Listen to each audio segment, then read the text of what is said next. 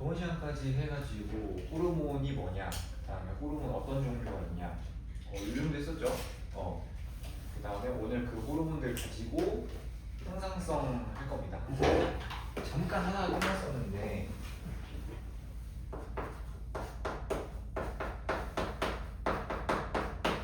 항상 일정한 성질을 유지하는 거잖아요. 그 항상성 유지의 원리가 뭐라고 말씀드렸었냐면 음성 피드백이라고 했습니다. 음성 피드백.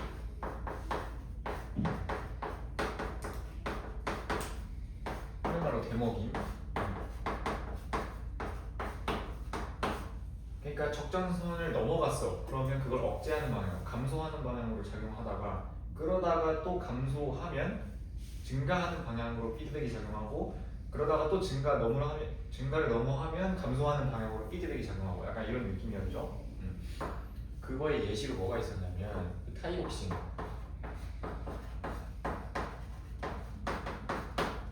여기 그냥 머리에 바꿔 가도 돼요. 항상성이라는 키워드가 딱 등장하면 여기 대장이 누구야? 무조건 시상하고. 그러니까 웬만하면 답이 싹 다 그냥 시상하고요. 여기 파트는 모르면 저걸로 찍으면 돼. 그럼 저게 웬만하면 답이야. 타이옥신 농도를 봤을 때 우리가 시상하부에서 얘가 대장이죠. 대장. 얘가 뇌하수체 전엽한테 신호를 보냅니다. 그럼 뇌하수체 전엽에서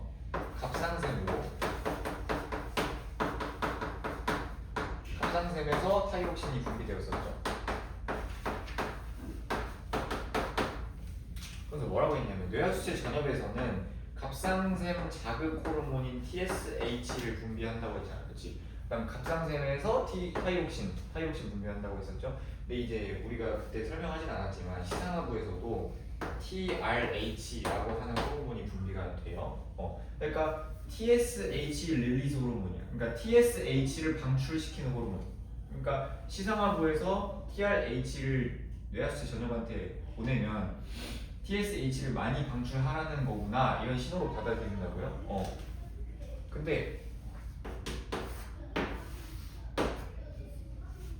타이옥신이 딱 이 정도가 적정 농도인데 너무 낮아. 그럼 증가해야 될 거 아니야. 타이옥신이 증가했어요. 증가하다가 넘어갔어. 적정 농도를 넘어갔어. 너무 많은 거지 지금, 그렇지? 그러면 피드백이 어떻게 작용하냐면 이 타이옥신이 얘네들한테 가가지고 너무 많아요 신호 보내는 거야. 그러면 TRH가 어떻게 되겠어요? 적게 되겠죠? TRH가 적어지면 자연스럽게 TSH도 적어지고 그러면 타이옥신이 적어져. 그러면 타이옥신이 적어지는 방향으로 진행되는 거야. 근데 적어지다 보니까 너무 적어졌어, 그렇지? 그럼 다시 어떤 방향으로 피드백이 작용돼? 증가하는 방향으로 피드백이 작용되겠죠? 다시 때리면 TRH가 증가하고 TRH가 증가하니까 TSH도 증가하고 TSH가 증가하니까 타이옥신도 증가하고 그러면서 다시 증가. 그러다가 또 너무 증가하니까 이제 이해되죠? 또 감소하겠죠? 왜냐면 얘가 감소하면 또 얘가 감소하면서 얘가 감소하니까 이런 느낌이 항상성 유지의 원리, 음성 피드백. 그래서 약간 이런 느낌이거든.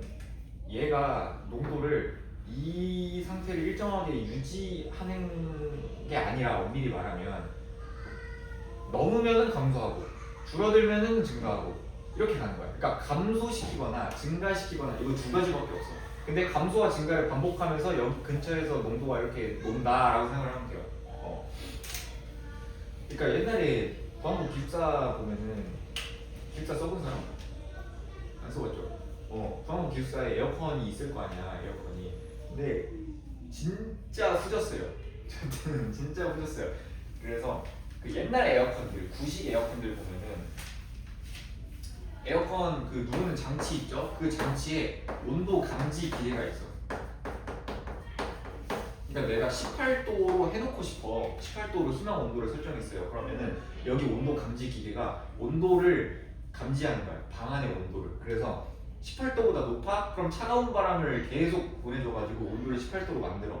근데 18도로 유지하는 게 아니라 계속 차가운 바람을 내다가 방 온도가 18도보다 낮아졌어. 그러면은 얘가 알아서 약간 뜨거운 바람을 내요. 그러면서 다시 18도로 높이다가 18도로 넘어서면 다시 이 온도 감지기가 온도가 너무 높다. 그래가지고 다시 차가운 바람 보내서 18도 약간 이런 느낌이거든. 그래서 여름에는 개 더운데 그 제어 시스템 있잖아. 학교 사감실에. 그래서 차가운 바람 안 틀어줘. 그래가지고 뭐 하나 전자레인지에 데워가지고 여기다가 박는 거야. 왜냐면 온도 감지기가 여기 있으니까. 개 뜨거운 거를 여기다 박으면 얘가 고장나는 거 아닌데 온도가 너무 높으니까 알아서 차가운 바람을 내줍니다. 이런 느낌이에요. 어떤 느낌인지 이해됐지? 온도 감지기가 그렇게 살았어요. 한국 기숙사 시절에. 물론 저는 이제 한 달만 살다가 나왔었는데 제가 기숙사 살 때가 그때 막 기숙사 추천하고 그랬었거든요. 70억을 받았다. 기숙사 새로 짓는데. 근데 외벽에만 70억 받은 거 같고 안에 보면은 개 쓰레기인 거야 시설이. 진짜 진심 들어오는 날을 나가고 싶었어. 입실하는 날 나가고 싶었어. 아무튼 문제에서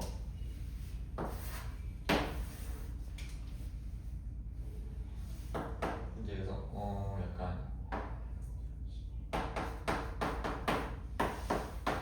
어떻게 출제하냐면 가나다는 각각 뭐냐면 시상하부, 그 다음에 뇌하수체 전역, 그 다음에 갑상샘.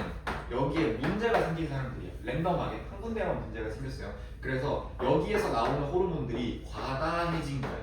정상일 때부터 과다해진 거야. 과다해진 건데, 그러니까 랜덤이에요. 매칭해주면 되는 건데 TRH, TSH, 이제 타이록신 얘네들이 어떻게 되냐면 가 같은 경우는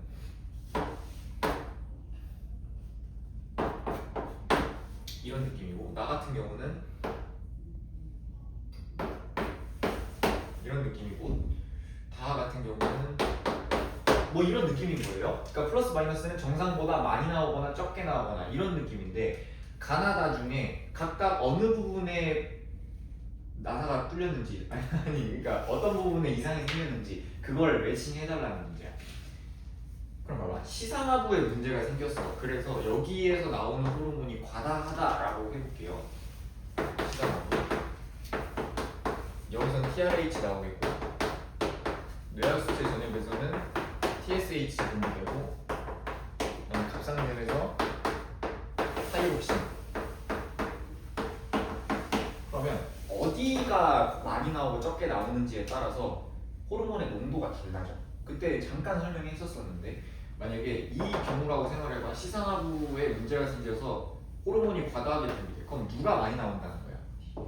TRH가 많이 나온다는 거잖아. 그럼 자연스럽게 얘는 어떻게 돼요? 증가하고 얘는 증가하겠죠. 보통 3번까지만 물어봐요. 그 다음은 보통 안 물어보고. 그 다음에 노란색으로 쓸게요. 뇌하수체 전염에 문제가 생겼다. 그럼 누가 많이 나오는 상황이야? TSH가 많이 나오는 상황이야. 그럼 자연스럽게 누가 많이 나오고 있어? 타이록신이 많이 나와. 그럼 음성 피드백에 의해서 TRH는 어떻게 돼요? 감소하게 되는 거야. 이해되지? 그러니까 어디에 이상이 생기는지, 어디가 먼저 출발점인지에 따라서 호르몬의 농도가 증가하기도 하고 감소하기도 한다고. 그 다음에 갑상샘에 문제가 생겼어. 그럼 누가 많이 나온다는 거야? 얘가 많이 나온다는 거잖아. 그럼 음성 피드백에 의해서 얘는 감소하고 얘도 감소하고 이런 뉘앙스를 띈다는 겁니다.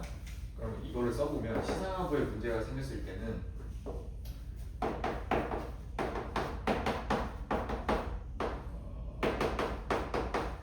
타이록신이 얘가 많이 나오고 이렇게 될 거 아니야. 뿔뿔뿔. 그러니까 가가 지금 시상하부에 문제가 생긴 거야. 매칭할 때 이런 식으로 하면 된다는 거예요. 뇌하수체 전염에 문제가 생기면 얘가 많이 나오니까 얘가 적게 나와.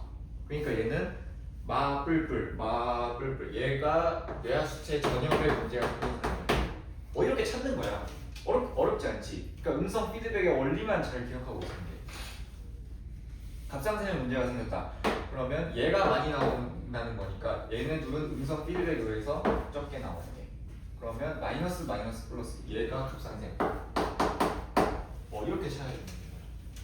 문제가 그렇게 어려운 내용이 아니죠. 이런 느낌이고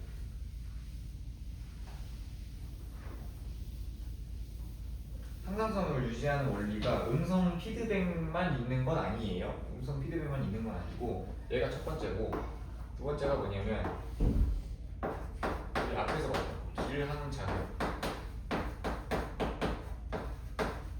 길항작용이 뭐였어?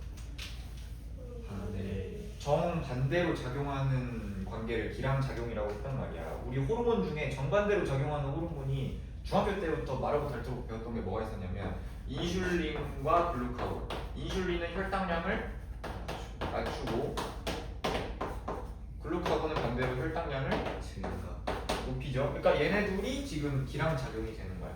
그래서 인슐린이 증가하면 글루카곤은 안 물어봐도 무조건 감소한다는 걸 기억하고 있어야 돼. 반대로 글루카곤이 증가했대. 그럼 반대로 인슐린은 안 물어봤지만 감소하고 있다는 거를 너네가 기억을 하고 있어야 돼요. 기량작용. 정반대로 작용하는 애들. 또 다른 애들이 누가 있었냐면 교감신경, 부교감신경도 기량작용 관계죠. 그 다음에 여기 나온 인슐린하고 글루카곤도 기량작용 관계. 그래서 항상성 유지는 음성 피드백과 기량작용 이거 두 가지로 유지한다 라고 이해해 주시면 되겠습니다. 됐나요? 됐죠?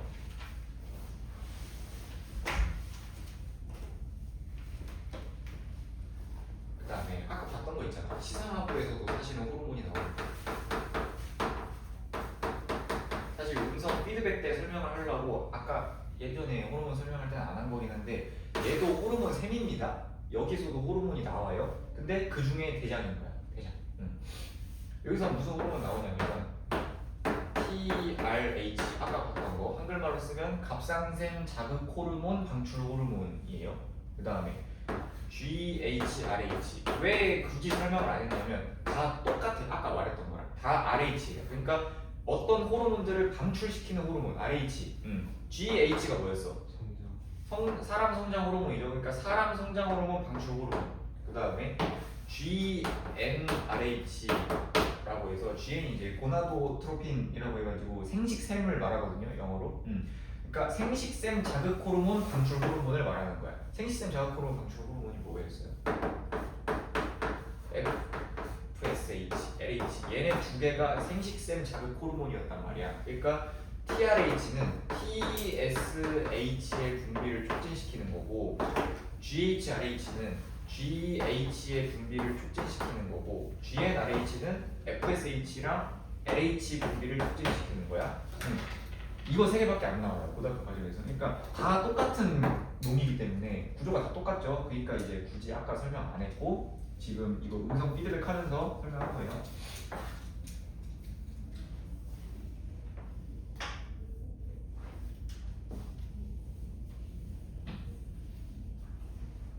아마 이거 세 개밖에 안 나와 있을 텐데, 그쵸?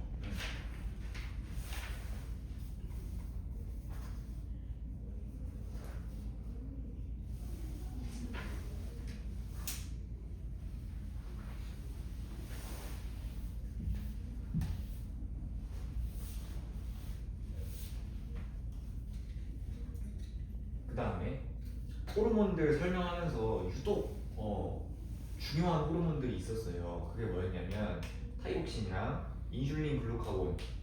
물론 이제 인슐린 하나만 알면은 글루카곤은 정반대니까 반대로 외우면 돼.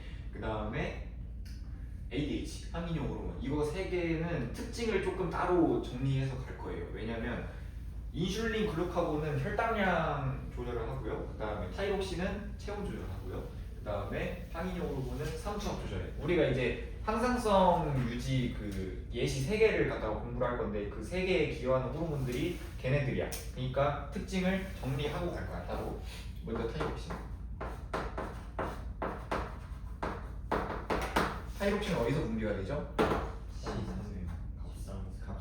갑상샘에서 분비가 되죠.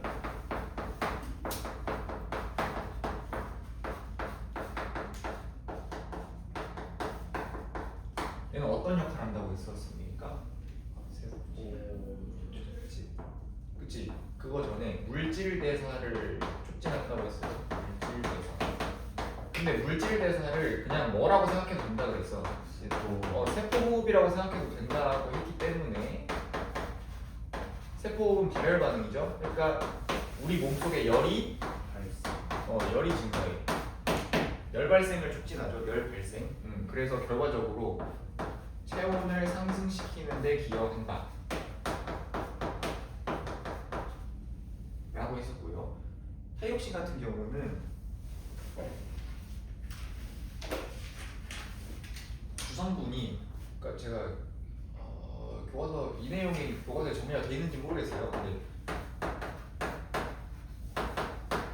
아이오딘이 주성분이에요. 얘는 호르몬도 단백질의 일종인데 얘가 아이오딘이 주성분이야.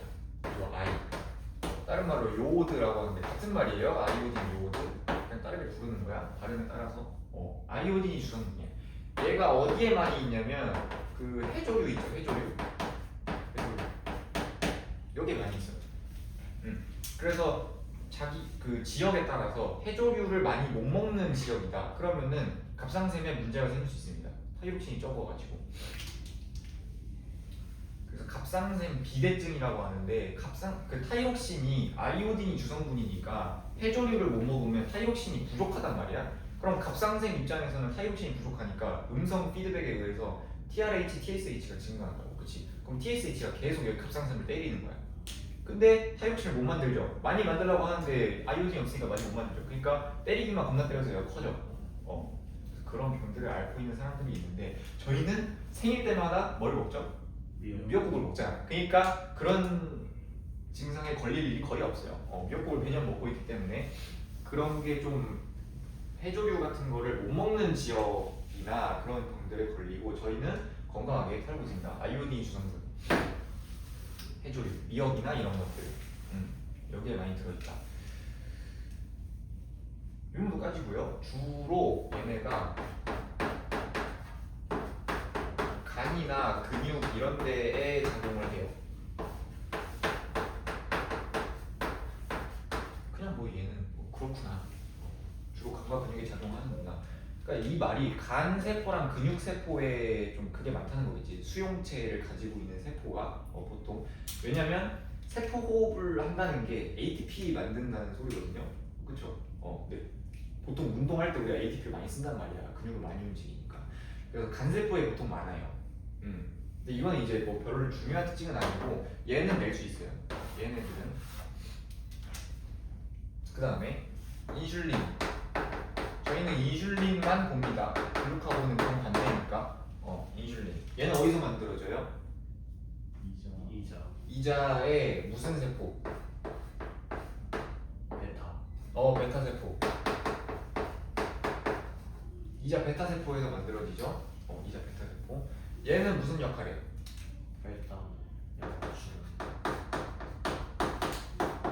혈당량을 낮춘다. 근데 이제 어떻게 낮추는지를 알아야 돼요. 어떻게 낮추는지. 그냥 이렇게 외우는 게 아니라 혈당량을 낮출 때 간에서 뭐를? 인슐린은 간에서 뭐를 바꿔요? 포도당을 글라이코젠으로 바꾸죠. 포도당을 글라이코젠으로 바꾸죠. 기억나죠? 글리코젠이라고 배웠던 것 같은데. 그치, 나도 글리코젠으로 배웠어. 개빡쳐. 글리코젠에서 글라이코젠. 근데 글라이코젠이라고 바뀌었습니다. 간에서 포도당을 글라이코젠으로 바꾼다. 이거였고요. 그러니까 혈당량을 낮춘다는 건 그 포도당을 없앤다는 뜻이야. 포도당을 없앤다는 뜻이야. 글라이코젠이랑 포도당 여러 개 연결해 놓은 거거든요. 근데 이제 우리가 고등학교에서 배울 때 혈당량을 낮춘다는 건 그 혈당량이 혈액 안에 들어있는 혈액에 들어있는 포도당의 양을 말하는 거거든. 그래서 포도당을 없애준다고 생각하면 됩니다. 포도당을 없애준다고. 그 다음에 보통 옛날에는 근육이라고 했었는데 지금은 체세포, 그냥 일반 체세포는 그냥 여기 세포를 말해요. 그냥 우리 몸에 있는 세포. 체세포에 인슐린이 얘만 하는 게 아니라 또 어떤 역할을 하냐면 체세포에서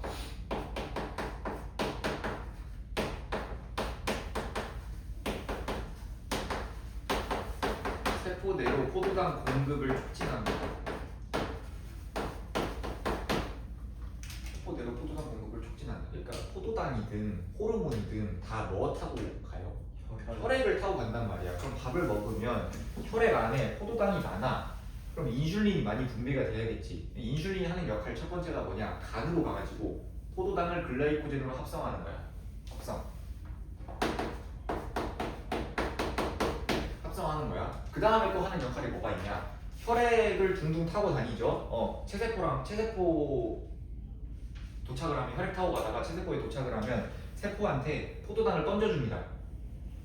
혈액에 있는 포도당을 던져줘. 그러면은 뭐가 된 거야? 세포한테 이거 포도당 써 하고 준 거잖아. 그러면 혈액에 있는 포도당은 없어진 거지 지금 세포한테 들어갔으니까. 그러니까 혈당량을 낮춰. 이 두 가지 경우가 있습니다. 얘는 이제 다 알고 있는 건데 인슐린이 이 역할도 합니다. 약간 그 배달원인 거야. 포도당 배달원. 혈액 타고 가다가 띵동 누르고 포도당 왔습니다. 배달해 주는 거야. 이런 느낌이에요. 이 두 가지로 인해서 혈당량을 낮춘다. 옛날에는 여기가 근육이라고 나와 있었는데 사실 근육이 아니고 체세포 웬만한 체세포에 다 포도당을 공급해요. 이런 느낌이고 글루카곤은 정반대인데 얘는 안 하고요. 얘는 인슐린만 하는 거고 그러면은 글루카곤은 세포한테 포도당 뺏어옵니까? 이게 아니고 이건 이제 인슐린만 하는 거고 이거에 반대 작용을 하는 거죠. 이거에 반대 작용. 그러면 포도당에서 글라이코젠 되는 거는 물질 대사냐 아니냐? 물질 대사죠. 얘도 물질 대사야. 근데 얘가 많이 연결되면 글라이코젠이 되는 거야. 그냥 그러니까 여기서 여기 가는 게 무슨 작용이야? 동화작용이라고 이해해 주시면 돼요. 반대는 이화작용. 그래서 인슐린은 동화작용하고 글루카곤은 이화작용한다라고 생각해 주시면 돼요. 그다음 마지막 한인용으로 얘는 ADH라고 한다고 했죠. ADH. 얘는 어디서 만들어집니까? 콩팥. 어디서 만들어집니까? 뇌화수체. 뇌하수체. 후역. 뇌하수체 후역.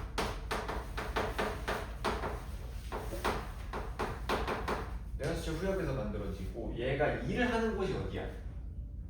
콩팥이죠. 일을 하는 곳이 콩팥이에요. 콩팥. 얘는 일하는 곳이 이제 간과 근육이고 얘는 일하는 곳이 간. 그리고 이제 혈액에서 타고 다니다가 일을 하거나 얘는 일하는 곳이 콩팥이야. 콩팥에서 어떤 역할을 하냐? 수분 제흡수를 촉진한다 그랬죠? 수분 제흡수 촉진.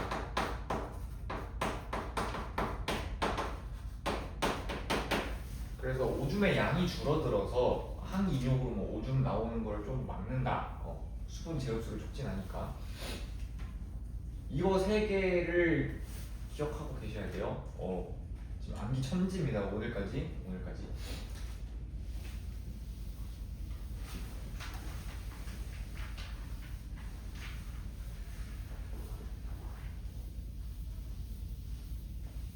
자, 항상성 가볼게요. 혈당량 먼저 봅시다. 혈당량. 책으로 치면 여기가 지금 163페이지. 혈당량.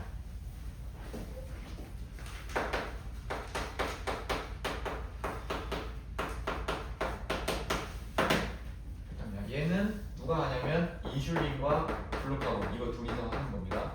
물론 이제 얘네들만 하는 건 아니에요. 근데 얘네들이 주축이 된다 이렇게 생각해 주시면 되고 혈당량 조절의 중추는 누구야? 무조건 시상하고요. 혈당량 조절의 중추 무조건 시상하고 뒤에 체온 조절, 삼투압 조절도 볼 건데 체온 조절의 중추는 시상하고입니다. 삼투압 조절의 중추도 시상하고입니다. 그러니까 여기는 중추가 무조건 다 시상하고야. 대장입니다. 대장 항상통 유지의 대장. 인슐린과 글루카곤 얘네 둘이 일을 하는데 일단 상황을 나눠야 돼요. 혈당이 높을 때랑 혈당이 낮을 때랑 두 개로. 첫 번째 고혈당일 때 뭐 예를 들면 식사 끝나고 식후 그러면 우리 몸이 해줘야 되는 거 시상하부가 해줘야 되는 건 뭐겠어요? 혈당을 낮추는 걸 해줘야겠지. 그러니까 혈당을 낮춰야 돼. 고혈당일 때는 혈당을 낮춰야 돼.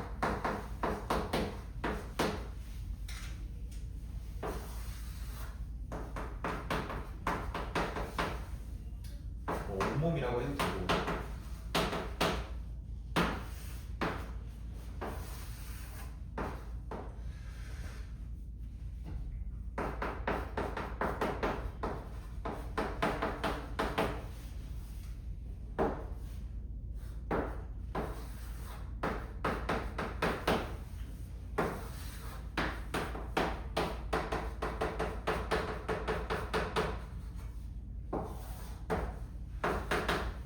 이런 느낌인데 심장 온몸을 왜 그리냐면 보통 이제 혈액이 심장에서부터 출발해서 온몸으로 이렇게 돌죠. 그래서 그냥 넣어놓은 거고 일단 혈당량이 높아진 거를 어떻게 감지하냐면 얘가 혈당이 영양소가 많이 포도당이 많이 들어오면 심장에서 그 포도당이 많은 혈액을 보내겠죠 당연히 보내 온몸으로 보내. 그럼 당연히 시상하부 근처에 있는 혈액도 혈당이 높은 혈액이 돌 거 아니야, 그렇지? 그걸로 감지하는 거야.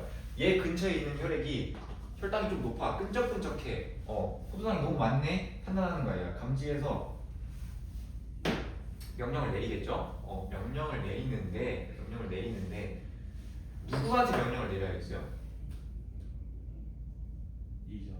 이자의 무슨 세포? 베타세포한테 명령 내려야 될 거 아니야. 베타세포. 왜? 혈당을 낮춰야 되니까. 혈당을 낮춰야 되니까. 시상하부가 이자의 베타세포한테 명령을 내립니다. 근데 명령을 내릴 때 호르몬으로 명령 내리나요? 아니면 자율신경으로 직접 명령 내리나요? 호르몬. 자율신경. 그때 호르몬 지금 보면은 일단 상황 자체는 호르몬을 조절해야 되지. 호르몬의 농도를, 그치? 많이 나오거나 적게 나오거나 해줘야 되는데 그럴 때 조절하는 경로가 첫 번째로 뇌하수체 전엽이 호르몬으로 조절하거나 아니면 시상하부가 자율신경으로 직접 조절하거나 이거 둘 중에 하나였죠. 근데 이자 같은 경우는 시상하부가 자율신경으로 조절하는 애였단 말이야. 이자랑 부신속질 이거 두 개, 그치? 외워야 돼요, 그쵸? 외워야 돼요. 지금 이제 천천히 갈게요. 화요일 날 배웠으니까 당연히 헷갈리지. 이자는 시상하부가 자율신경으로 조절하는 기관입니다. 근데 자율신경으로 조절할 때 교감신경이나 부교감신경 이거 둘 중에 하나로 조절할 거 아니야. 혈당을 낮춰야 된다고? 혈당을 다운시켜야 돼. 그럼 무슨 신경으로 조절해야겠어요? 부교감. 그래서 부교감신경으로 이자 베타세포를 깨웁니다. 부교감신경으로. 그래서 어떻게 돼? 이자 베타세포한테 명령 내려서 인슐린이 많이 나오겠지? 인슐린이 많이 나오니까 얘가 간이랑 체세포에 가가지고 혈당을 낮추는 거야. 그래서 인슐린이 많이 나오고 이 인슐린이 여기 가가지고 혈당을 낮추겠죠? 그럼 그 혈당 낮춘 혈액이 심장을 통해서 온몸을 돌면서 시상하부가 감지하면서 혈당이 낮아졌구나 뭐 이런 식으로 간다는 겁니다. 반대로 혈당이 낮아. 며칠 굶었어. 이제 운동을 했어.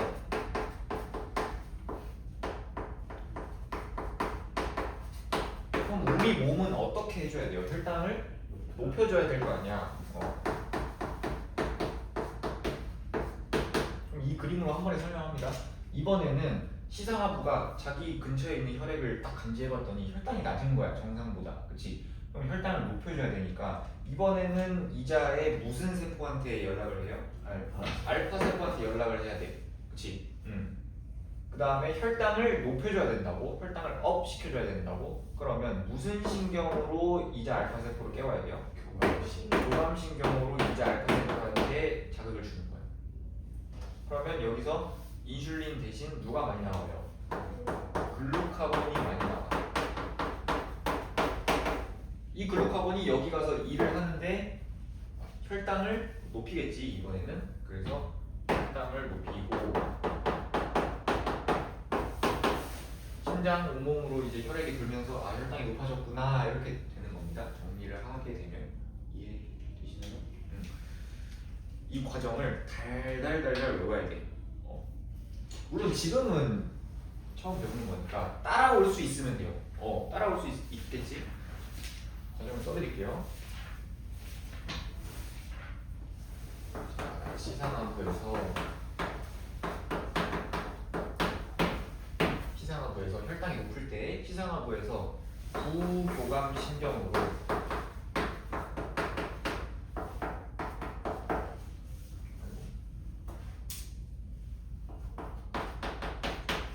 부교감 신경을 통해서 이자의 베타세포로 갑니다. 베타세포로 가면 인슐린이 많이 나와. 그럼 아까 배웠던 인슐린의 그 작용, 간에서 포도당을 글라이코젠으로 합성하거나 체세포한테 포도당 주거나 이거 두 가지로 인해서 혈당이 낮아진다. 이렇게 배워주시면 돼요. 지금 여기서 하는 것들은 그냥 서술형에 안 나올 수가 없어. 이 과정 서술하시오 이게 서술형에 안 나올 수가 없기 때문에 무조건 이거 달달달 외워줘야 됩니다. 굉장히 복잡하죠 지금. 근데 혈당량이 그나마 쉬운 거예요. 그나마 쉬운 거야. 이거 한 줄로 정리되는 것 자체가 개꿀인 겁니다. 시상하부 저혈당일 때는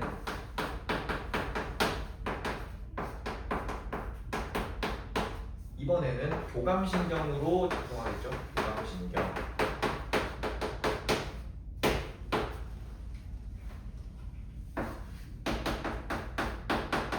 이번에는 이자의 알파세포한테 연락할 거고, 그 다음에 알파세포 깨웠으니까 글루카곤이 많이 나오겠죠.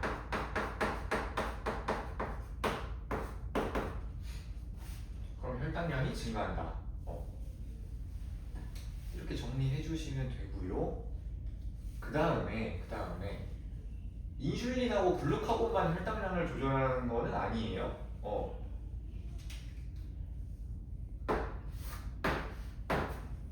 뭐가 있냐면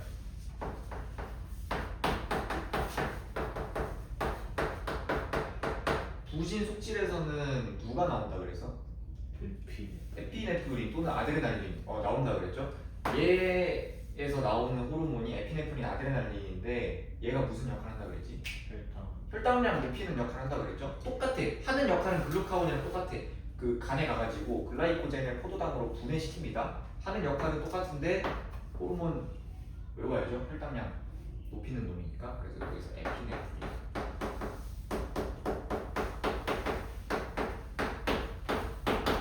에피네프린이 증가한다. 그래서 혈당이 증가한다. 이렇게 외워주실게요. 얘는 거의 그때 말했듯이 거의 모든 역할을 다 해요. 혈당량 높이고 심장박동 촉진하고 물질대사도 촉진하고 혈압 증가시키고 별의별 일을 다 하거든. 그래서 에피네프린 얘도 까먹지 말고 기억해 주시면 돼요. 부신 속질도 그 시상하부가 자율신경으로 컨트롤하는 애였지. 부신 속질이랑 기자 이거 두 개가 자율신경으로 컨트롤하는 애였고 나머지 그 부신 거칠, 그다음에 갑상샘, 그다음에 생식샘 얘네들이 이제 시상하부가 뇌하수체 전염한테 야 네가 얘네들 컨트롤해 해가지고 호르몬으로 뇌하수체 전염이 컨트롤하는 애들. 얘네는 이렇게 나눴었습니다. 네. 이해되죠? 지금 이제 뭐 달달달 외울 생각은 이제 나중에 너네들이 복습할 때 하면 되는 거고 지금은 따라올 수 있으면 돼. 따라올 수 있으면 돼. 혈당량 끝났어요. 그 다음에 체온 갑시다. 체온 조절의 중추 누구라고? 시상하부라고. 시상하부. 좀 까다로운 사람은 사인회까지 쓰라고 하는 사람들이 있긴 있어요. 그건 이제 선생님 성격에 따라서 우리는 개 까다로운 셈이어가지고 무조건 간내 시상하부로 써라. 시상하부가 좀 깎겠다 뭐 이렇게 했었는데 체온 조절. 얘는 주로 하는 애가 타이옥신입니다. 타이옥신. 그럼 얘도 상황으로 나뉘어야겠죠? 추울 때, 그 다음에 더울 때.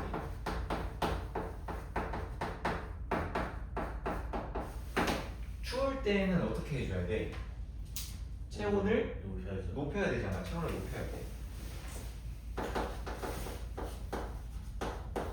근데 얘는 이제 우리가 어떻게 볼 거냐면 체온을 높이는 거를, 그러니까 체온 조절은 우리가 열 발생이랑 열 발산 이거 두 가지로 볼 거예요. 열 발생은 열을 만들어내는 거고 열 발산은 열을 날려보내는 거지. 그래서 추울 때는 체온을 높여야 되는데 그건 무엇을 의미하냐? 열 발생을 촉진시켜야 되고요. 열 발생을 촉진시켜야 되고 반대로 열 발산을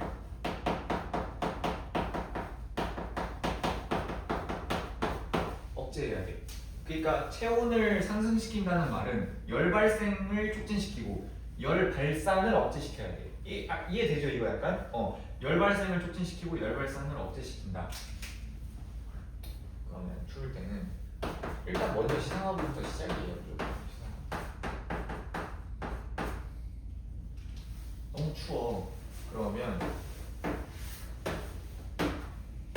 두 가지로 나뉩니다. 일단 얘 먼저 가자. 시상하부가 TRH를 통해서 뇌하수체 전엽한테 명령을 내려요. 그럼 뇌하수체 전엽에서 TSH가 나오겠죠? TSH. 그러면 갑상선에서 타이록신 분비가 많이 나오겠지. 그래서 타이록신이라는 게 아까 우리가 배웠듯이 물질 대사를 촉진하는 애였잖아. 세포 호흡을 촉진한다, 물질 대사를 촉진한다, 열 발생을 촉진한다. 그래서 열이 많이 나온다. 체온을 상승시킨다. 얘는 색깔 맞춰 쓸게요. 열 발생을 촉진시켜.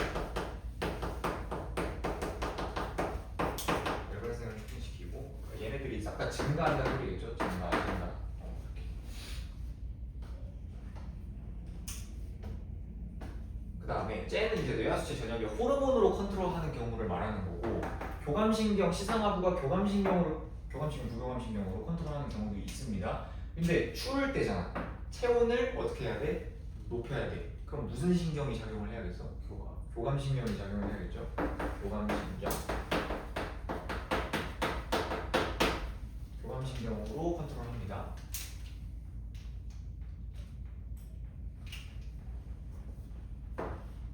그래서 무슨 일이 일어나냐? 짝띠가 많이 생겼죠? 교감신경이 무슨 작동되면 무슨 일을 하냐? 얘는 이게 교각이 없어요 지금. 털 세운 근이라고 있어요. 그냥 우리 털이 뭔가 소름 돋을 때 추울 때 이렇게 딱 서잖아. 그거야 그거. 그게 그 밑에 있는 근육이 이렇게 쫙 잡아당겨서 그런 거거든. 그게 털 세운 근이에요. 이름부터가 털을 세워주는 근이지. 털을 세우는 근. 얘를 다른 말로 임모근이라고 해요.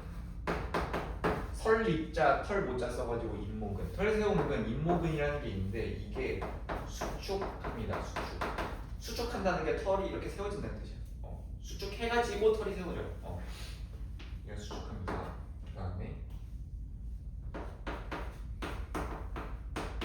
피부 근처 혈관을 수축시킵니다. 피부 근처 혈관을 수축시킵니다.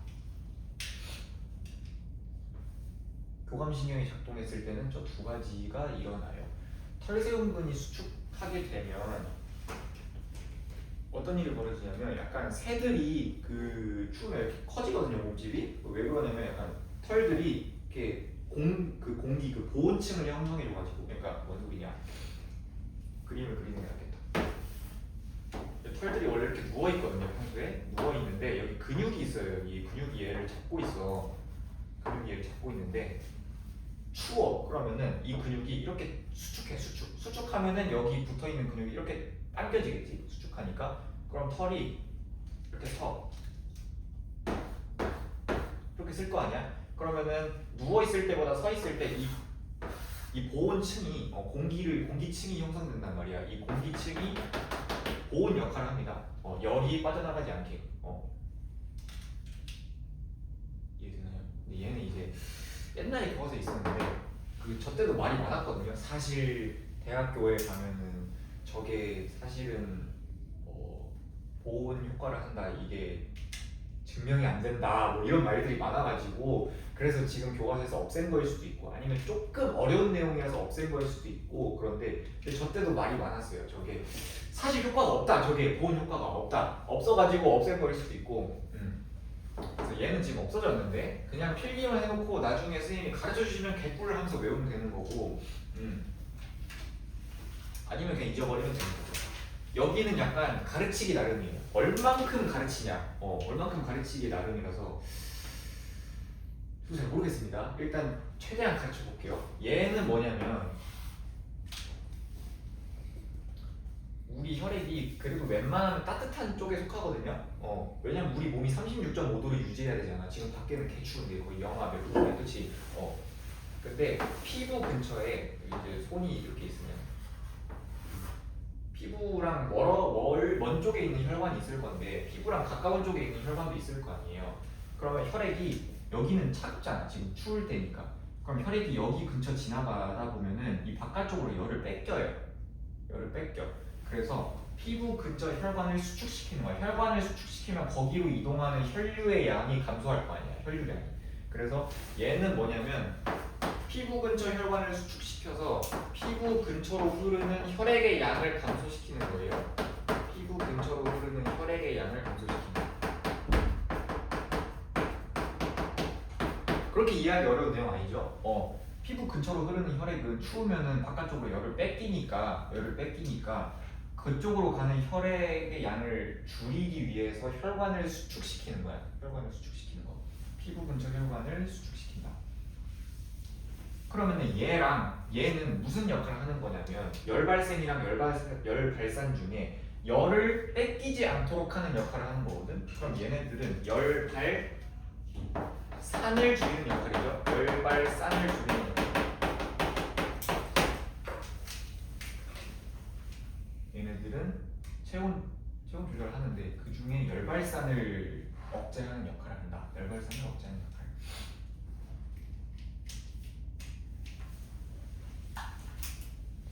그 다음에 교감신경에 연결되어 있는 부신속질. 부신속질에서 뭐가 나오죠? 에피네프린 나옵니다. 이 에피네프린도 증가하게 되면 얘가 이제 물질 대사 촉진한다고 했죠. 그래서 얘도 타이록신이랑 같은 역할을 한다고 생각하면 돼. 그럼 얘도 열발생을 촉진하는 걸까? 열발산을 억제하는 걸까? 열발생을 촉진하는 걸까?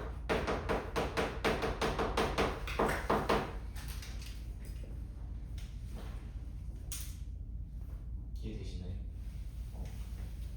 약간 외울 게 많긴 한데 천천히 따라올 수 있어야 돼. 호르몬으로 컨트롤하는 거 얘네들이고, 그 다음에 교감신경으로 컨트롤하는 애들은 혈세운근을 수축시키고 피부 근처 혈관을 수축시킨다. 그 다음에 에피네프린이 증가해서 열발생을 촉진시킨다. 얘는 열발산을 억제시킨다. 이것까지 정확하게 쓸 줄 알아야 돼요. 어떤 경우는 열발생을 촉진시키는 데 기여하고 어떤 경우는 열발산을 억제시키는 데 기여하고 결과적으로 봤을 때 이제 체온이 증가하게 되는 거지. 이거 두 가지에 의해서. 그치? 그 다음에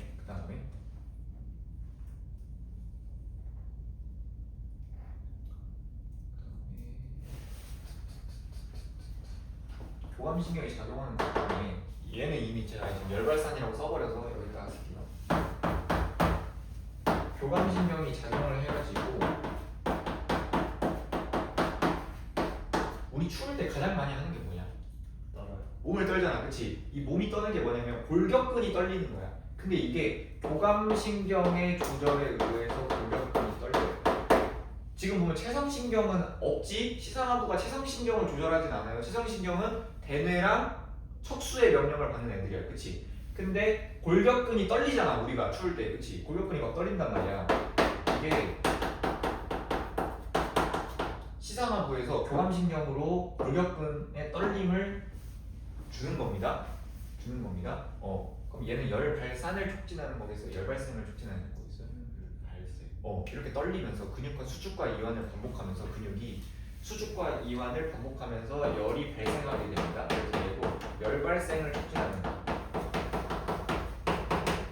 아니 근데 체성신경이 보통 골격근을 조절하잖아요. 근데 왜 교감신경이 골격근을 조절합니까? 이게 예외예요. 딱 이거 하나밖에 안 나와. 고등학교 과정에서. 교감신경이 작용해서 골격근에 영향을 주는 거는 딱 이 경우밖에 없어.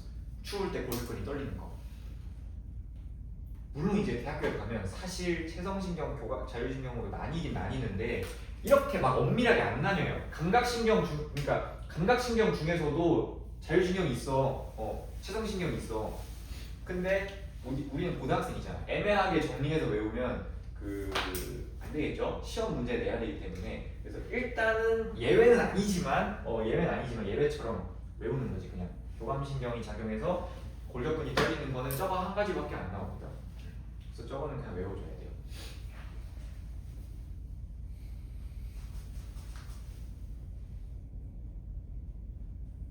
됐나요? 오케이, 됐지. 그 다음에 더울 때 갑시다. 더울 때.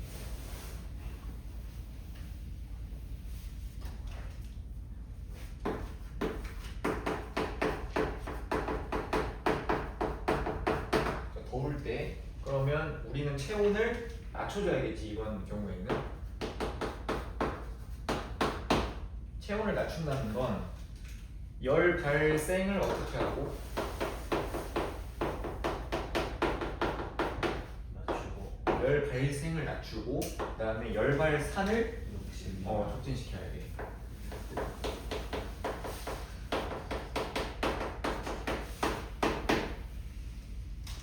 그럼 어디서부터 시작이냐? 당연히 시상하고죠. 시상하고.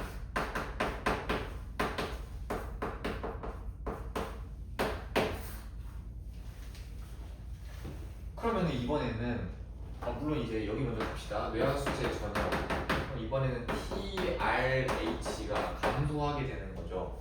그러면서 뇌하수체 전염에서 TSH가 줄어들게 되는 거고, 그러다 보니까 갑상샘에서 타이록신이 줄어드니까 물질 대사가 억제되는 거지. 이번에는 물질 대사가 잘 안 되는 거죠. 그러니까 세포호흡이 잘 안 되니까 열이 잘 안 나와. 평소일 때보다. 그래서 체온이 낮아지고.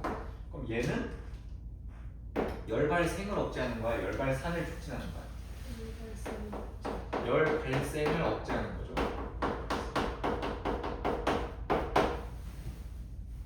이거 뭐 어렵지 않잖아요, 이거는. 그치? 그 다음에 여기는 진짜 개 같은 게 추울 때니까 체온을 높이려면 교감신경이 작용을 해야 되잖아. 그치? 왜 추울 때 먼저 했냐면 더울 때는 그러면 체온을 낮춰야 되지. 그럼 무슨 신경이 작용해야 맞아?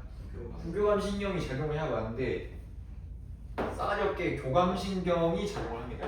여기는 어이가 없죠?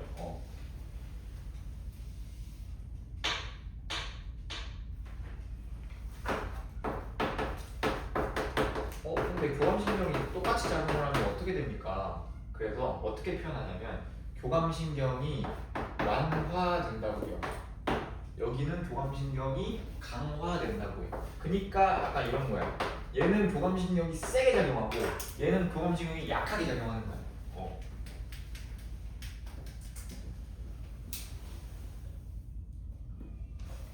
그러니까 수축과 이완이라는 게 지금 수축과 이완이라는 게 덜 잡아당기면은 상대적으로 이완이 되는 거고 상대방보다 많이 잡아당기면은 상대적으로 수축이 되는 거잖아요. 그렇죠? 약간 이런 개념이라서 교감신경이 완화된다라고 표현하고 저기는 교감신경이 강화된다라고 표현합니다.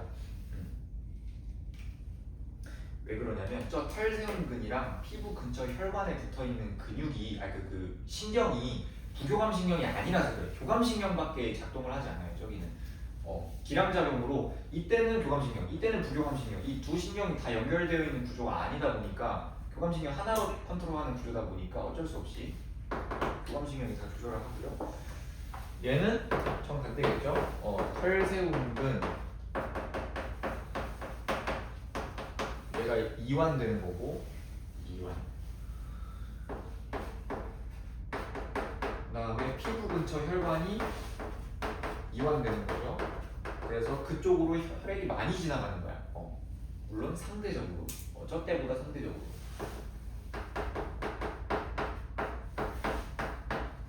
그럼 피부 피부 근처에서 열을 많이 뺏길 수 있다는 소리잖아, 그치? 그럼 얘는 열 발생을 억제하는 거야? 열 발산을 촉진하는 거야? 열 발산을 촉진하는 거죠? 열 발산을 촉진한다. 열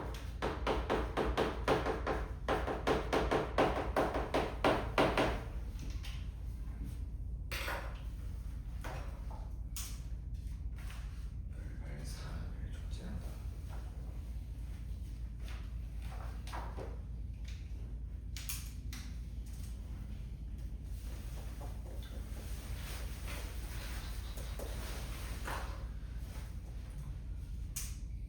이거 안 쓰네. 얘랑 하나 더 추가로 우리 더울 때 땀 나잖아요. 땀 분비 증가. 얘도 열 발산을 촉진하는 거예요. 왜냐면은 그 우리 더울 때 길 지나다니다 보면은 물 뿌리죠 밖에. 그게 거기 있는 물이 기체가 돼가지고 수증기가 되면 거기 주변의 온도가 낮아져. 왜냐면 물이 수증기가 되려면은 에너지를 흡수해서 수증기가 돼야 되거든. 그래서 근처에 있는 열을 갖다가 이 수증기가 되는데 써버리는 거야. 그런 느낌으로다가 바깥에 땀이 분비되면 그 땀이 기화돼서 날아가겠죠, 수증기로. 그러면서 여기 피부에 있던 열을 쓰는 거예요. 그러면서 얘도 열 발산 촉진하는 거. 이렇게 정리해 주시면 되겠습니다.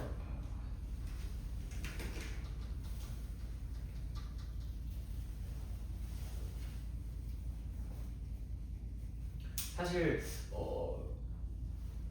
얘가 부교감신경이 작용할 때의 경우도 있거든요. 그러니까 얘네들은 교감신경밖에 안 달라붙어 있으니까 교감신경으로만 외우는데 부교감신경도 사실 작동을 해요. 근데 이제 얘 말고 다른 곳에서 작동을 하는 건데 그거는 지금 굳이 설명하지 않을게요. 너무 딥하니까. 나올 수도 있어요. 나오면 어쩔 수 없이 외워야지. 그것도 일단 여기까지.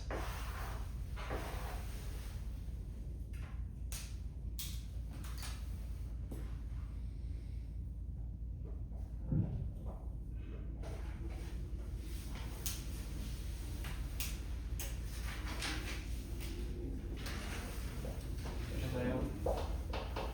됐죠?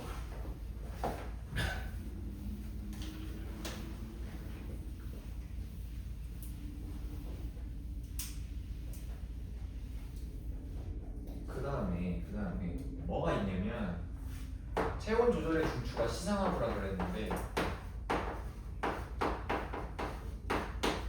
어떻게 조절하는 거냐면 시상하부 온도라는 게 있어요. 시상하부 온도. 시상하부 온도가 뭐냐면 시상하부가 감지하는 체온이야.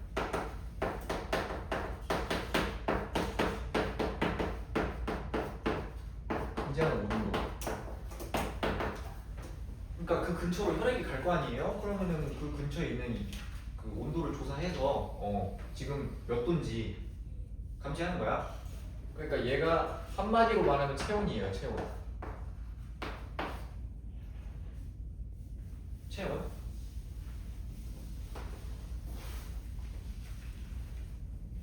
네, 이게 있어요. 시상하부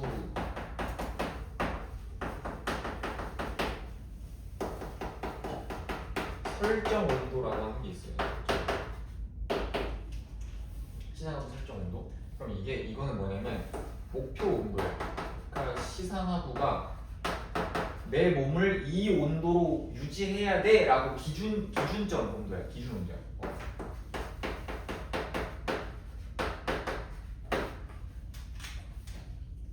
그러니까 시상하부 온도는 내 체온이 현재 몇 도인지를 보는 거고, 시상하부 설정 온도가 뭐냐면 목표 온도야. 시상하부 체온 조절해야 되는데 내가 하는 일은 내 몸의 온도를 이 온도에 맞추는 거야. 그럼 보통 이 온도가 몇 도겠어요? 이 온도가 보통 36.5도인 거야. 근데 이거 잘 되는지 봐봐.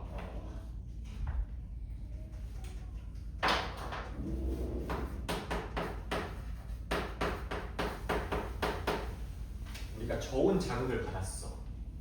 우리 몸이 저온 자극을 받았어. 그러면은 시상하부 온도가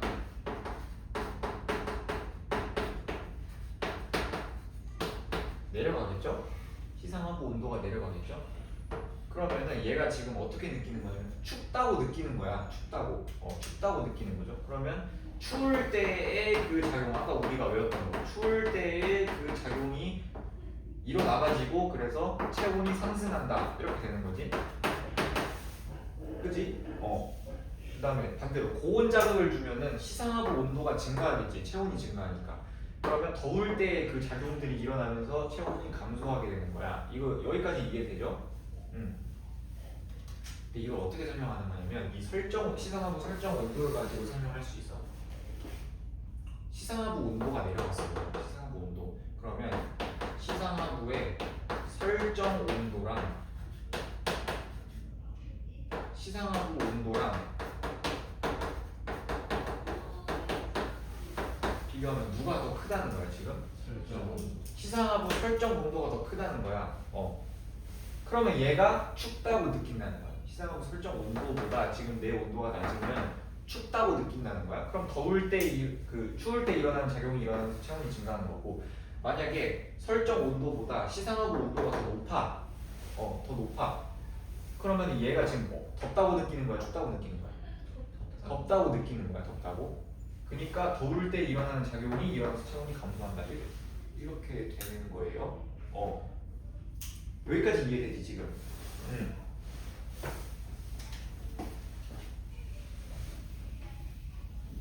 그러니까 약간 이거 헷갈려요. 설정 온도랑 시상하부 설정 온도랑. 여기 위에 있는 건 그냥 체온이라고 하겠습니다. 설정 온도랑 체온 비교했을 때 얘가 더 높아. 그러면 시상하부가 해야 되는 일은 뭐냐면 얘를 얘로 맞추는 거. 얘를 얘로 맞추는 거야. 그렇지? 얘로 맞추는 거야. 그러면 얘가 지금 덥다고 느껴야 돼, 춥다고 느껴야 돼. 온도를 높여야 되니까 덥다고 느껴야 돼, 춥다고 느껴야 돼. 춥다고 느끼면 언어를 이해해야 돼. 얘가 지금 추워라는 거고, 이렇게 돼 있으면 체온을 설정 온도까지 낮춰야 되니까 얘가 지금 더워라고 느끼는 거야. 근데 이걸 왜 하는 겁니까? 우리가 열이 나는 이유가 뭐냐면 이 설정 온도가 고장 난 거야. 설정 온도가. 그래서 설정 온도가 원래 36.5도 쪽에 있었는데 갑자기 고장 나서 39도까지 올라가 버린 거예요. 그러면 내 체온이 지금 36.5도 쪽에 있었는데 이게 고장 나서 39도까지 올라가면 얘가 지금 덥다고 느끼는 거야, 춥다고 느끼는 거야? 춥다고 느끼는 거야. 그래서 체온이 여기까지 올라가. 이게 독감이나 이런 거 걸렸을 때 여기가 고장 나서 그래요. 이해돼? 이해돼? 이런 느낌이야. 그러니까 지금 무조건 항상성을 유지할 때 체온이 36.5도보다 낮아, 36.5도보다 높아, 이렇게 해서 일어난다는 게 아니라 설정 온도라는 게 있어. 그러면은 얘가 고장나서 갑자기 높아져 버리면 내 체온이 정상이더라도 춥다고 느끼기 때문에 이 현상이 일어나야 된다고. 추울 때 일어나는 현상들이 약간 이거 이해되죠? 그래서 약간 이렇게 된다. 여기 36.5도에 있었는데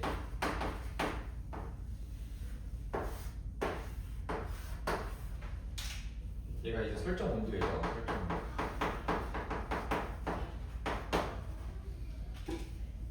얘가 40도까지 올라가 버렸어. 40도까지. 여기에서 이제 무슨 일이 생긴 거야. 독감이나 이런 거 걸려가지고 갑자기 설정 온도가 올라가 버린다. 그럼 내 체온을 노란색으로 해볼게. 내 체온이 노란색이었는데 갑자기 설정 온도가 올라갔잖아. 그럼 나는 정상 체온임에도 불구하고 어떻다고 느끼는 거야 지금?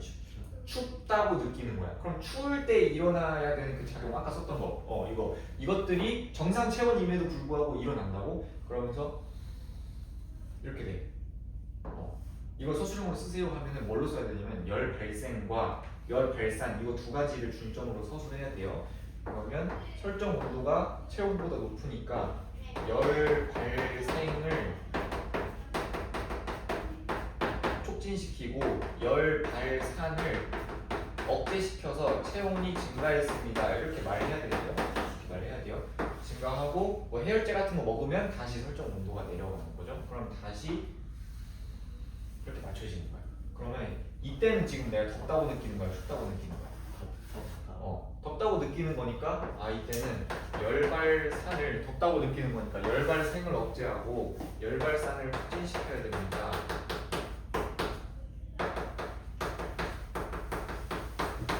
이런 느낌으로 지금 진행이 된다는 거예요. 약간 이해되니? 이해되니? 그래서 사실 수적 온도라는 게 지금 교과서에는 빠져가지고 문제는 안 나올 텐데 학교 선생님이 가르쳐 주시면 저런 내용이었구나 하고 잘 이해하시면 돼요.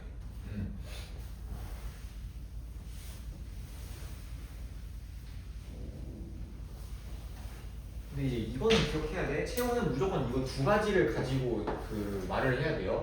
열발생을 억제시키고 열발산을 촉진시킨다. 그럼 이거는 체온이 낮아진다라는 거고, 열발생을 촉진시키고 열발산을 억제시킨다는 건 체온이 높아진다라는 거죠.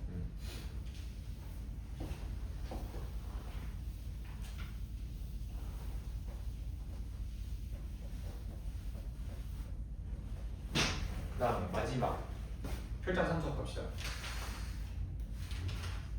여기가 어디냐? 165페이지 혈장 삼투압.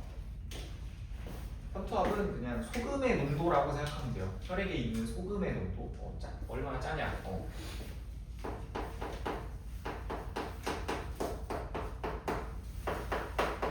중추가 누구라고?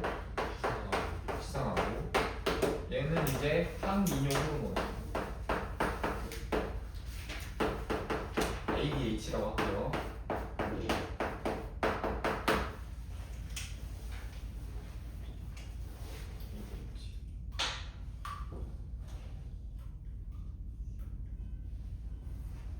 얘도 나눠야겠죠. 사실 삼투압이 높을 때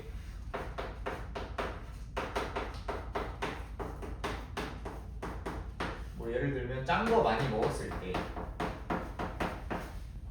이때 삼투압이 높아지겠지. 그러면 어디서 시작하냐면 무조건 시상으로에서 시작합니다. 시상으로.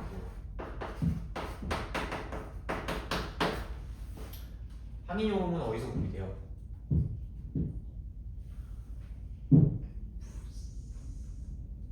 뇌하수체 후엽.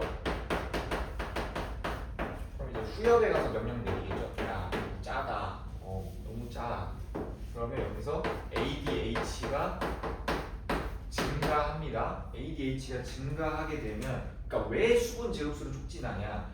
ADH가 증가하면 콩팥에서 수분 제흡수가 어떻게 돼요? 수분 제흡수가 촉진되지. 그래서 원래 소변으로 내보내야 되는 물을 그대로 다시 흡수해서 혈액에 넣어버리는 거야. 그러면 어떻게 돼? 혈액의 삼투압 농도가 낮아지겠죠? 좀 묽어질 거 아니야? 촉진하니까 혈장 삼투압이 감소합니다.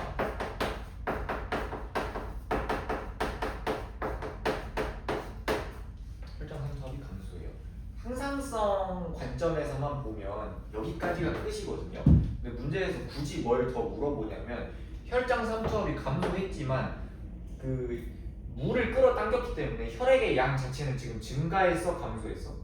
증가했어. 물을 끌어당겼으니까 혈액량이 지금 증가한다. 혈액량이 증가한 거야. 그러면 뭐가 보여지냐면 혈압이 증가해요. 당연히 혈액 양이 증가하는데 혈압이 증가하겠죠? 혈압이 증가한다. 이 경우랑 그 다음에 혈장 삼투압이 감소하면 소변의 입장에서는 물을 얻은 거야, 뺏긴 거야 지금? 물을 뺏긴 거지. 소변으로 내보내야 되는 물을 지금 끌어다가 지금 혈장 삼투압 조절하는 데 쓴 거죠. 그럼 소변량은 어떻게 돼? 감소하게 되고요. 물만 뺏긴 거야 지금. 물만 뺏긴 거니까 소변의 삼투압은 어떻게 돼요? 소변의 삼투압은 증가하는 거야. 그러니까 삼투압이라는 게 그러니까 소금 농도 생각하면 된다고. 물을 뺏겼으니까 좀 짜졌겠지 소금은. 그랬겠지. 얘는 소변량은 감소하고 소변 삼투압은 증가한다. 얘는 이렇게 외웠으면 좋겠어요.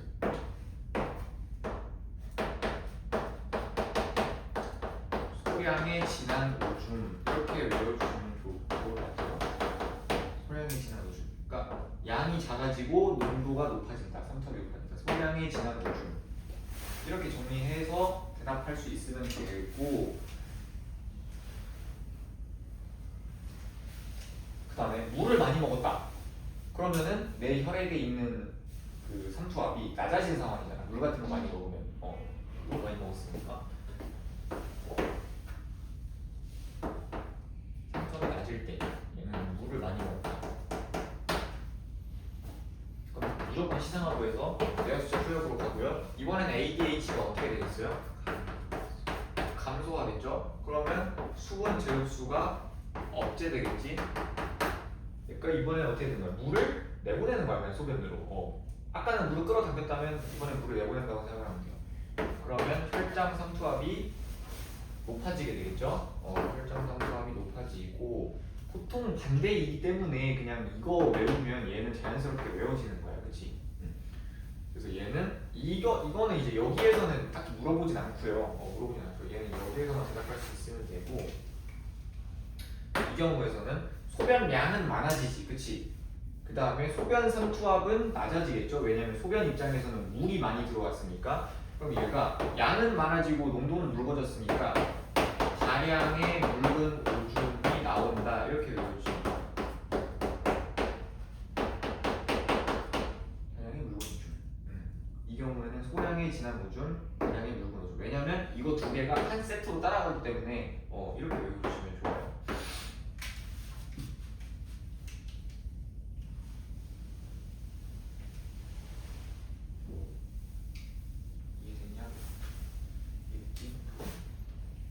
이제 설 연휴 때 설 연휴 전에 마지막 시간이니까 오늘은 좀 빡세게 할게요.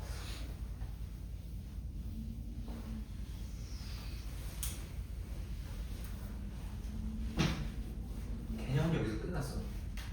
개념 지금 끝났고요. 이제 서술형에서 많이 나오는 내용이니까 그냥 과정 자체를 외워서, 그러니까 외운다기보다는 너네가 직접 한번 해봐야 돼. 이 경우에는 이렇게 되고 이 경우에는 이렇게 되고 그냥 외워서 풀면 되는 건데, 그래프로 여기는 문제를 많이 냅니다. 지금 보면 밑에 그래프 많이 있죠?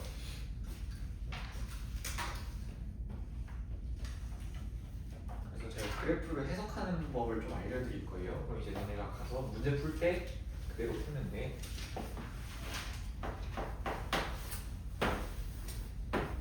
뭐 예를 들어서 이런 거야. 거기 있는 걸로 할까?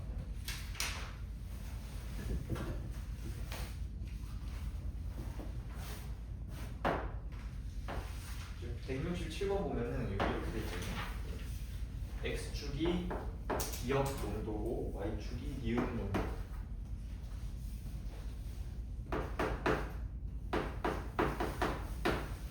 여기가 시장하고 A, B 표적 세트인데 이거 그냥 쓸게요. A가 내각수제 전염이겠죠, 당연히. 타이옥신 뭐 물어봤으니까. 그러면 얘가 갑상선. 그 다음에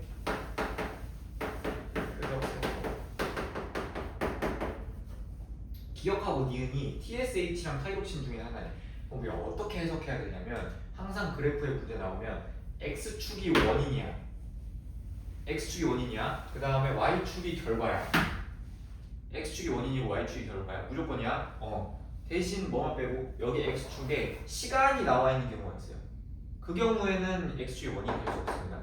그럼 다른 데서 원인을 찾아야 되는 거고, 기억에도 뭐가 있고 X축에도 뭐가 있고 Y축에도 뭐가 있어. 그럼 무조건 해석할 때 얘가 원인, 얘가 결과 이렇게 돼야 돼. 원인 결과를 왜 나누냐면 항상 문제를 풀 때 여기서 여기로 가야 되거든요. 여기서 여기로 가야 되거든. 그치? 그래서 얘가 어떻게 되면 얘가 이렇게 된다. 이렇게 가야 돼. 좀 봐봐. 기억이 뭔진 모르는데 지금 증가하게 되면 니은이 어떻게 돼요? 그러니까 기억이 증가하면 니은이 감소하게 되잖아. 지금 기억이랑 니은은 TSH랑 타이록신이 둘 중에 하나라고. 그럼 기억이 뭐여야 증가할 때 니은이 감소할까?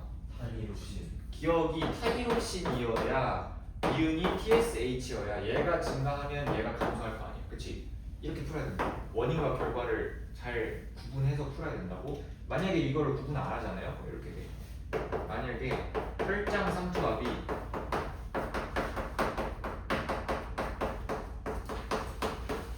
증가했어. 혈장 삼투압이 증가했어. 그럼 어떻게 돼? ADH가 어떻게 돼? 감소. 아니. 증가. 혈장 삼투압이 증가했어. 그럼 ADH가 증가해야 수분 제흡수가 촉진되면서 우리 혈액으로 물이 많이 들어올 거 아니야, 맞지? 근데 이걸 반대로 해석하면 ADH가 증가했어. 그럼 어떻게 돼? 혈장 삼투압이 어떻게 돼?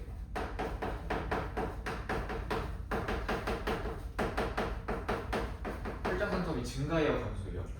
감소하게 되는 거잖아 이때는. 그러니까 뭐가 원인이고 뭐가 결과인지를 잘 봐야 된다니까. 원인과 결과에 따라서 답이 달라진다니까. 얘가 원인이면 얘는 증가하는 게 결과야. 근데 얘가 원인이잖아. 그럼 얘는 감소하는 게 결과가 되는 거야. 그치? 뭔 말인지 이해되지? 이런 오류가 나타나지 않게 문제를 잘 조심히 풀어주셔야 돼요. 그러려면 무조건 x축이 원인이고 y축이 결과야. x축이 원인이고 y축이 결과. 시간이 나올 때는 뭐 다른 상황을 줘요 문제에서. 그럼 그게 원인이 되는 거고, 시간 말고 다른 게 지금 x축으로 나와 있을 때는 얘가 무조건 원인이고 여기 y축이 결과가 되는 거야.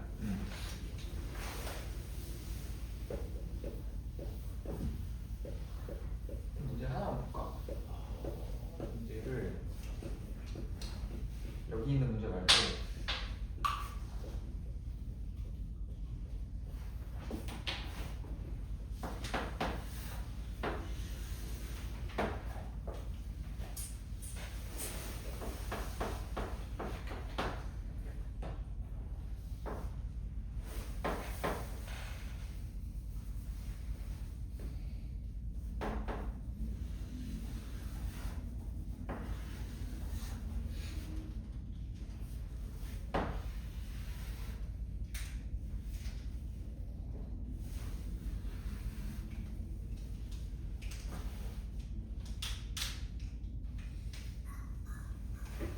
시간에 따라서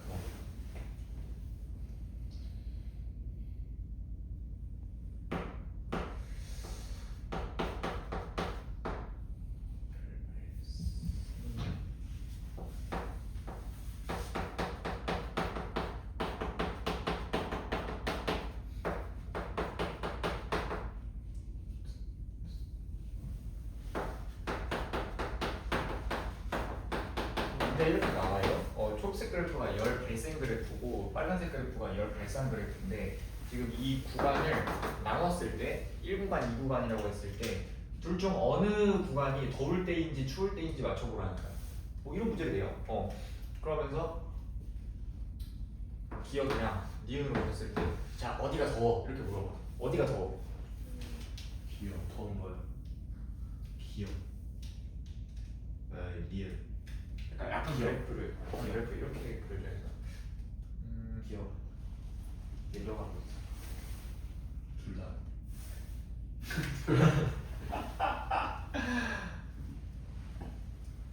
기억은 지금 열 발생이 높고 열 발산이 적지, 그치? 예. 그럼 무슨 상황이야? 더운 상황이야? 아니면 추운 상황? 추운 상황. 더운 상황. 잠깐만, 그럼 여기 문제로 보는 게 낫겠다 차라리. 문제.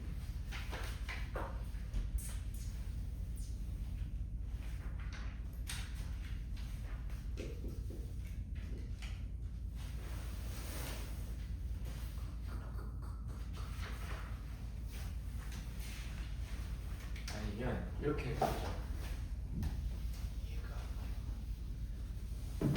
문제집 있으면 문제집으로 풀면 되는데 여기 문제가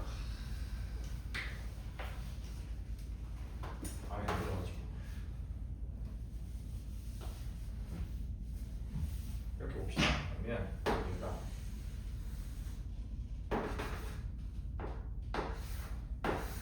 뭐 이렇게 됐다는 거야. 그러면 얘가 이 그래프가 열 발생량이고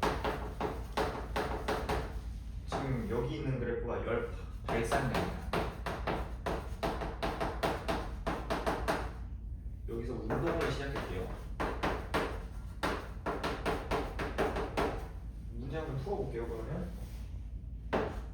기억에서 나 지금 어디 하고 있냐면 175페이지에 2번 하고 있어.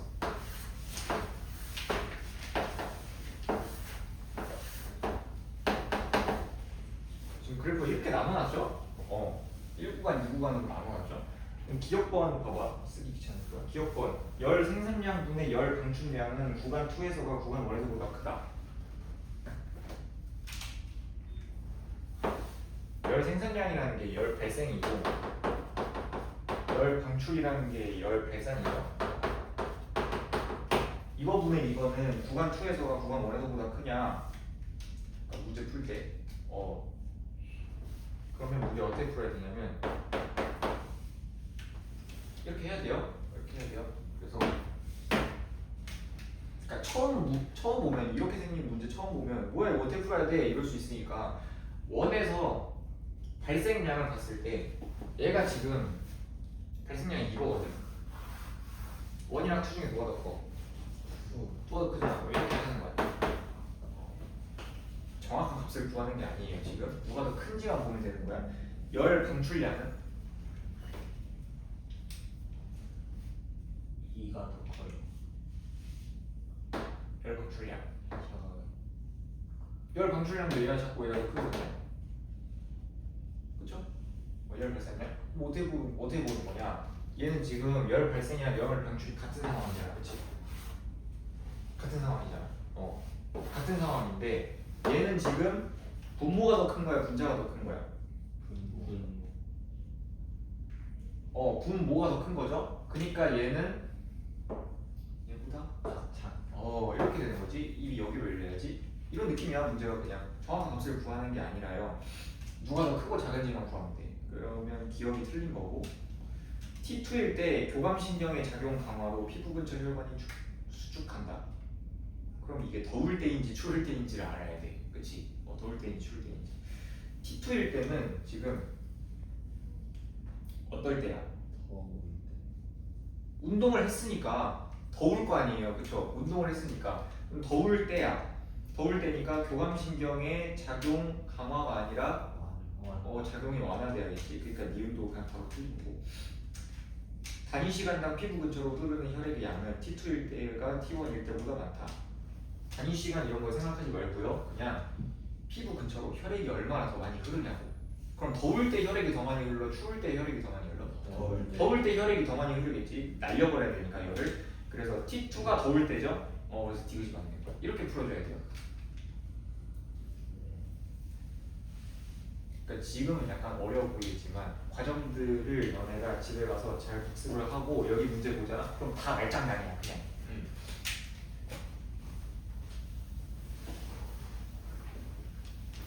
수업은 여기까지고요. 설 연휴 잘 보내고 숙제는 한번 풀어보세요. 여기 지금 2단원이 끝났거든요. 2단원까지 한번 풀어보고